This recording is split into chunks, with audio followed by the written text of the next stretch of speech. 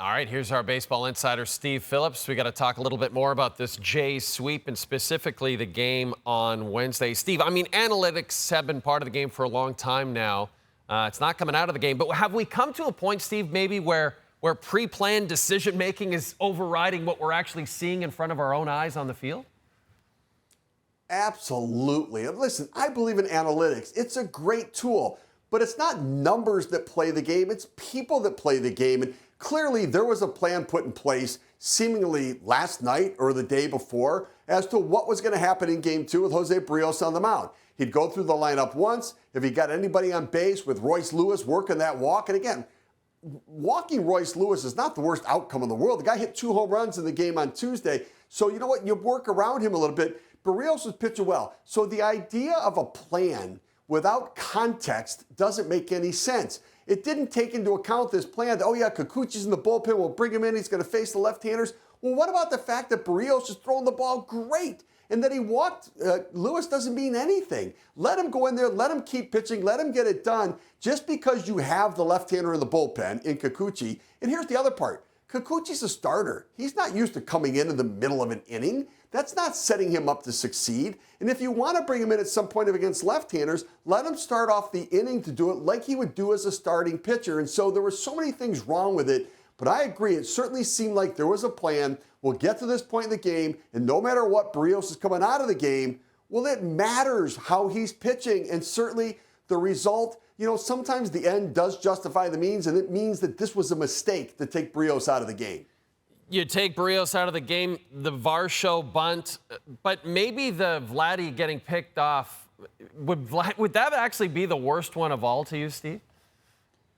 Yeah, the most glaring of all. Look, the double play ball, Bichette threw away 2. Varsho, runners on first and second with 1 out. You're going to bunt? No, swing the bat, drive in some runs. You're a run producer. You're not advancing runners right there with 1 out. But I think Vlad Guerrero Jr. getting picked off, runners on second and third with the best hitter in the lineup and Bo Bichette at the plate in a 2-0 game. What are you doing?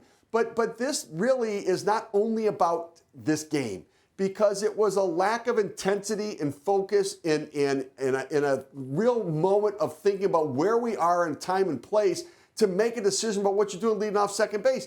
He was lackadaisical. He wasn't paying attention.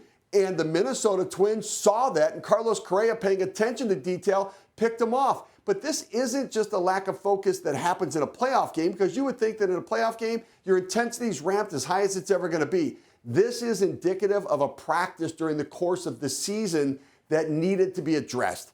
That lack of focus on the bases. I saw guys at times leading off down the third baseline, not ready to break on a ball in the dirt, not ready to break on a ground ball to go home. They did not have the proper focus during the season, and it showed itself in a playoff game. Never should anybody, especially Vladimir Guerrero Jr., get picked off in that situation. You mentioned it. It was a problem all season. There were a lot of problems with this team all season, and it's hard to believe that John Schneider will survive this. But, Steve, is John Schneider to blame for what happened in this series, or does it go higher than that?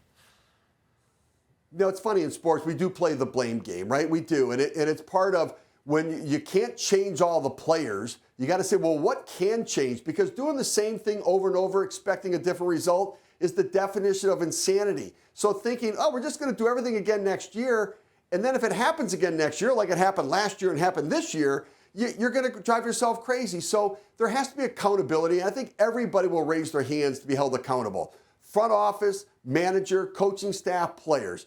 Certainly the players have to do a better job. They have to have more pride, and they have to take their game to another level of maturity to be championship caliber players. Now, they've got to be held accountable for that, and there was some lack of accountability. They had no adjustments at the plate this year swinging the bat. They were behind every fastball in the game today. I mean, they just could not catch up to it. This was a team that didn't make adjustments during the season offensively. Within a game, they didn't make adjustments, and so that does go to the uniform personnel. The accountability for the front office, they put together a roster that was worthy of making the playoffs. And they did. And give me a team that keeps making the playoffs, and I think sooner or later they're going to win when they get there.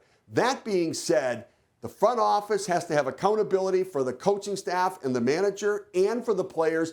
Everybody has to raise their hand. I don't think there's a change in the front office. I think there may be some uniform personnel change, whether that's John Schneider or whether that's some of the coaching staff remains to be seen, but I think there's going to be some changes there. And I think they need to adjust the roster a little bit with a level of intensity and maturity to take their game to another level. Man, it would have been an angst-ridden winter for Blue Jays fans if they had lost in any way. But the way they lost this series, it is going to be a long, long winter for Jays fans. Steve Phillips, always great to talk to you. Thanks for this. Thanks, Jay.